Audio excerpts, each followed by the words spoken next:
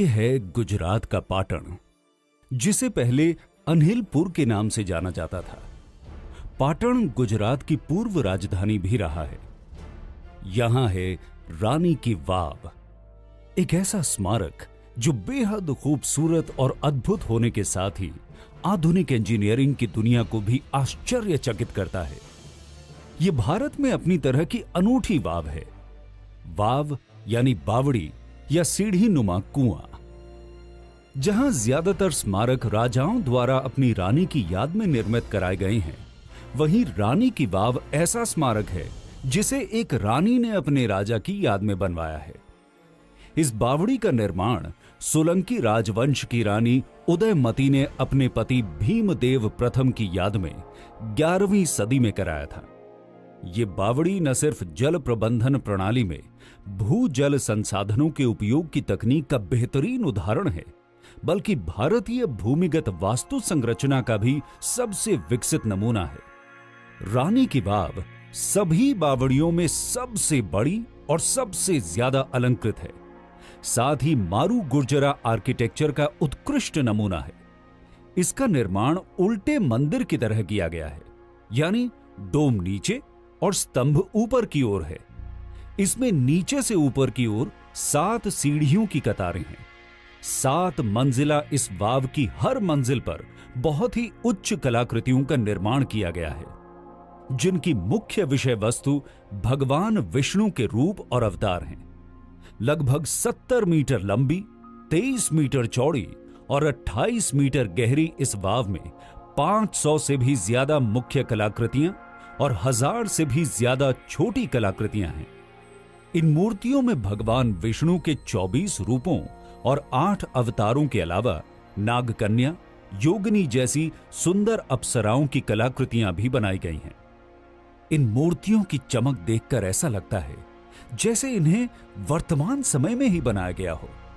क्या आप जानते हैं कि ये बावड़ी 700 सालों तक गाद में दबी रही?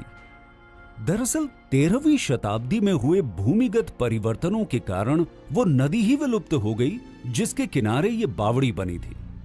बताया जाता है कि भूमिगत प्लेटों के खिसकाव के कारण इस क्षेत्र में बाढ़ आई और बाढ़ थमने के बाद ये क्षेत्र गाद में दब गया। ये गाद इतनी अधिक थी कि इसने 28 मीटर गहरी इस वाव को भी जमींदोज कर दिया। वाव के लंबे समय तक गाद में दबे रहने को ही इन मूर्तियों की चमक का कारण माना जाता है। रानी की वाव को दोबारा ढूंढ निकालने के पीछे भी एक लंबी कहानी है।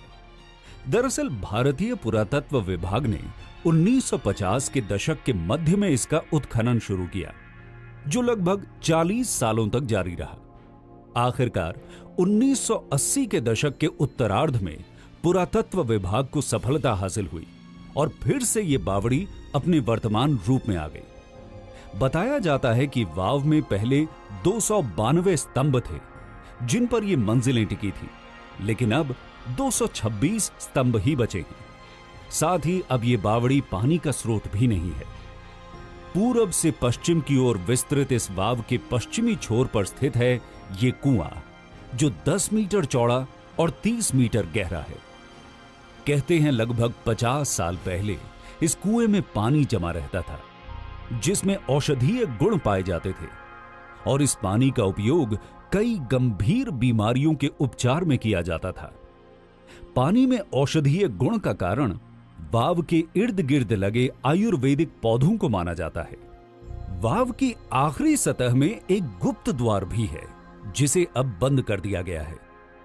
इस द्वार से एक 30 किलोमीटर लंबी सुरंग जाती थी, जो बावड़ी से निकलकर सीधे सिद्धपुर नगर में निकलती थी।